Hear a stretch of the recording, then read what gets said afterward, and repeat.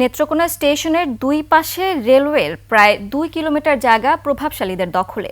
দখলদাররা এই জমিতে হাটবাজার, শিক্ষা প্রতিষ্ঠান, মিল কারখানা সহ নির্মাণ করেছেন কাঁচা পাকা নানা স্থাপনা। এ নিয়ে মাথা ব্যথা নেই রেলওয়ের, তবে জেলা প্রশাসন বলছে শিগগিরই ব্যবস্থা নেওয়া হবে। নেত্রকোনা প্রতিনিধি মনোরঞ্জন সরকারের তথ্য ছবিতে ডেস্ক রিপোর্ট। জেলা শহরের চকপাড়া ও সাতপাই রেল ক্রসিং এলাকায় রেলের জমি দখল করে এভাবেই গড়ে উঠেছে শিক্ষা প্রতিষ্ঠান সহ বিভিন্ন স্থাপনা।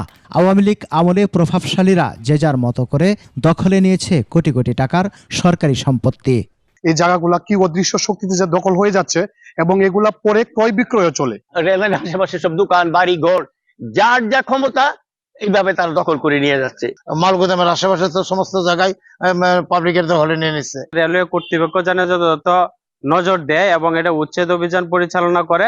শহরের কোর্ট স্টেশন ও বড় স্টেশন এলাকায়ও একই অবস্থা। রেলের জায়গা দখল করে গড়ে তোলা হয়েছে ব্যবসা প্রতিষ্ঠান সহ মিল কারখানা।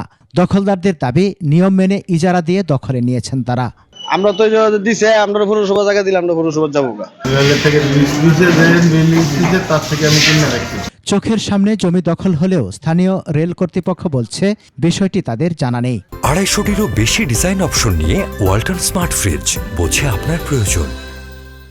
খোঁজ নিয়ে ঊর্ধ্বতন কর্তৃপক্ষকে জানানোর কথা জানান এই কর্মকর্তা। এটা আমাদের আওতার বাইরেই পড়ে, তারপরেও আমাদের স্টেশনের কাছাকাছি বা এই ধরনের যদি স্টেশন এরিয়ার ভিতরে যদি পড়ে, তাহলে আমরা এটা অবশ্যই ঊর্ধ্বতন কর্মকর্তাদের অবগত করব। কর্তৃপক্ষকে অবহিত করে দখলদার উচ্ছেদে ব্যবস্থা নেওয়ার আশ্বাস জেলা প্রশাসনের। অবৈধ দখলদার উচ্ছেদের ক্ষেত্রে আমাদের আসলে কার্যক্রম গ্রহণ করতে হবে। তো আমরা এটা জানলাম, আমরা অবশ্যই একটা রাষ্ট্রিক অ্যাকশনের চেষ্টা করব। শিগগিরই বেদখল সরকারি জমি উদ্ধারে কার্যকর উদ্যোগ দেখতে চান স্থানীয়রা। সমার ইসলাম, ডেস্ক রিপোর্ট, 21 টেলিভিশন।